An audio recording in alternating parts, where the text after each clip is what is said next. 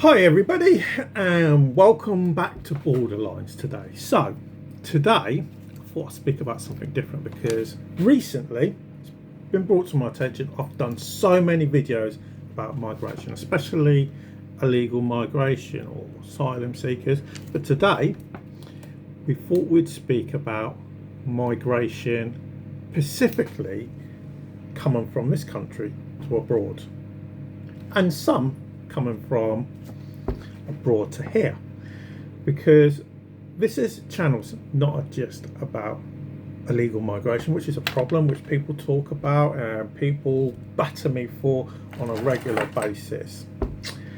And a lot of you may have noticed, but on the TV you've got loads of adverts about holidays. Yes, it's that time of year again. I'm due to go on holiday very soon. Don't know if it's a good thing or a bad thing. I'm due to go on holiday in a week's time. Week on Monday. I have to part with my mother-in-law, my sister-in-law, both my sister-in-laws to be honest actually, my nieces and nephews, should I say.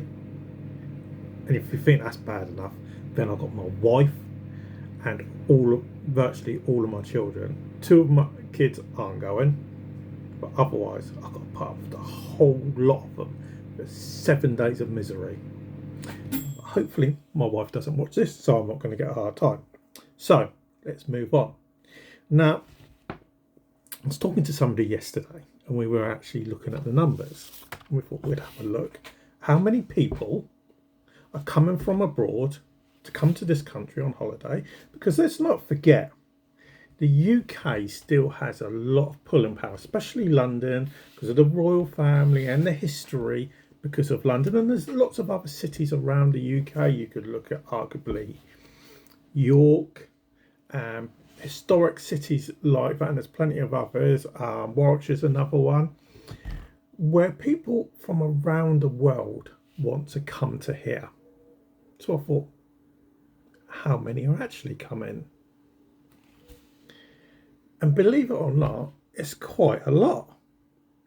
Okay, because on an annual basis, and obviously during the summer months, over the next month or so, those numbers are going to swell, especially from the likes of China and America and parts of Europe.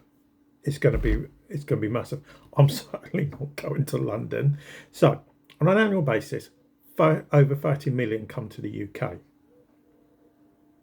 Okay, 30 million. You may think, oh, God, that's an awful, it's ridiculous, we're getting swamped.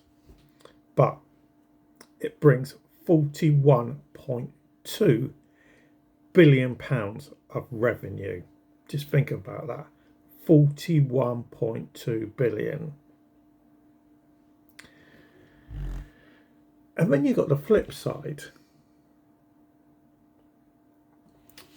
that if 30 million are coming in, how many of us Brits are leaving the UK to go on holiday abroad? Is it counteracting it, or isn't it? Is it just a swell? Now the problem is, when you go to London, it looks like, and I've spent a lot of time in London because I've got family in London.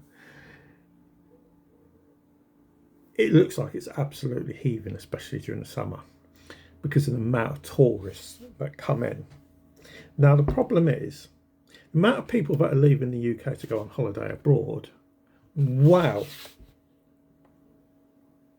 is way more than what's coming in. So you've got 30 million coming in, but you've got 86.2 million people leaving the UK, whether it's summer holidays or whenever, to go abroad. So I thought, right, so where's everybody going?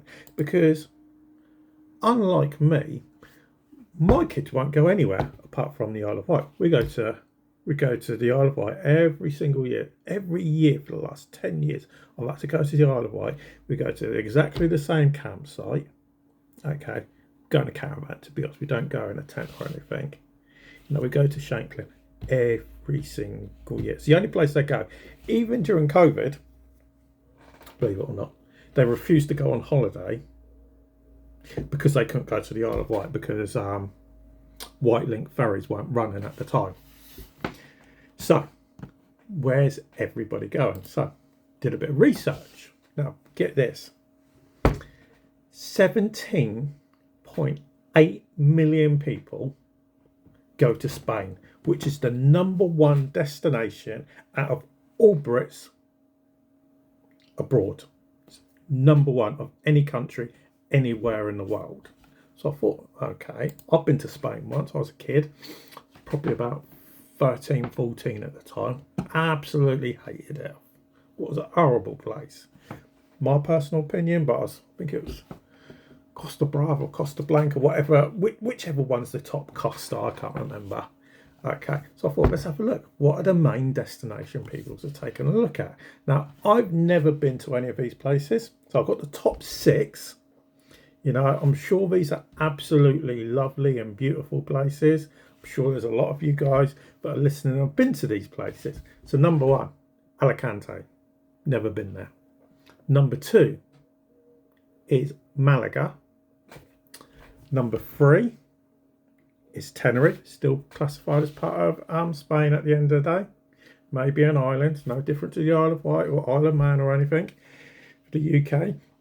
#4 is Barcelona.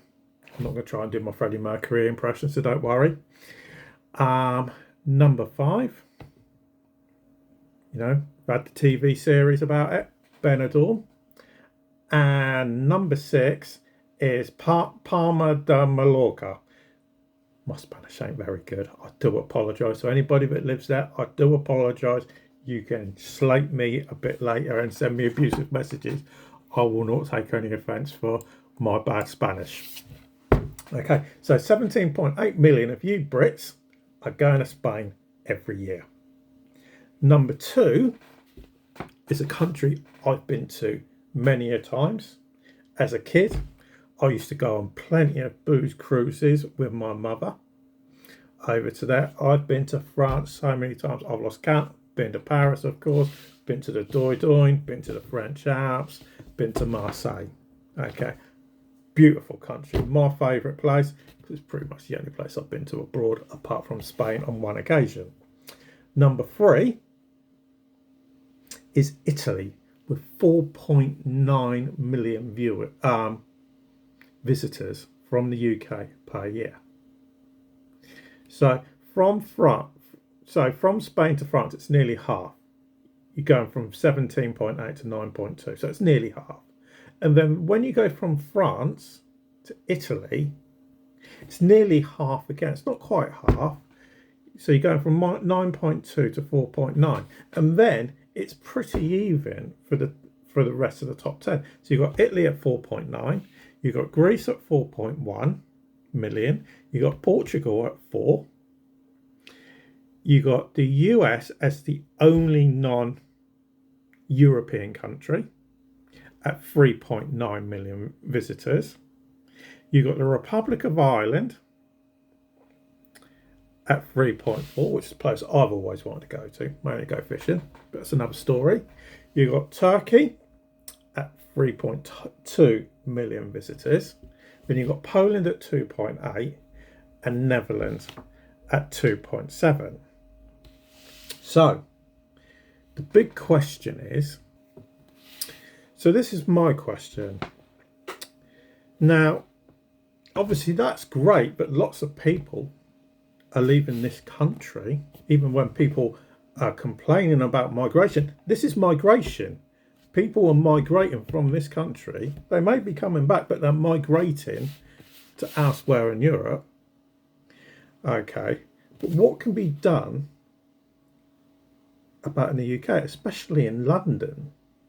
Because there's a lot of people in the UK that don't want to go to London.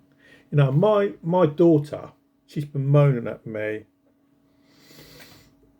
ever since Queen Elizabeth II died to take her to London. She wants to go and see, well, she doesn't actually want to go and see Charles. She wants to go and see Camilla.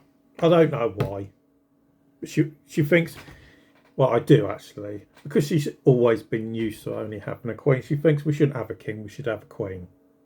And we should only have a queen.